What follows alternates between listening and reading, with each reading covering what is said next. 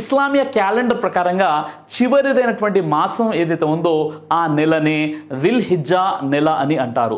ఈ నెలలోని దైవ ప్రసన్నత కోసం నిర్ణీత వయస్సు గల ఒక ప్రత్యేకమైనటువంటి జంతువుని అల్లాహ్ కోసం అల్లాహ్ మార్గంలో బలి ఇచ్చేటటువంటి విధానాన్ని ఉర్దూలో ఖుర్బానీ అని అంటారు. అంతిమ దైవ గ్రంథం అయినటువంటి దివ్య ఖురాన్లోని సూర అస్-సఫాత్ సూర నెంబర్ 37 ఆయత 102 నుండి 108 వచనాలను మనం పరిశీలిస్తే హజరత్ ఇబ్రాహీం అలైహిస్సలాం వారి యొక్క సాంప్రదాయమే ఈ ఖుర్బానీ, ఈ బక్రీద్ పండుగ అని దైవం చాలా స్పష్టంగా తెలియజేస్తున్నాడు.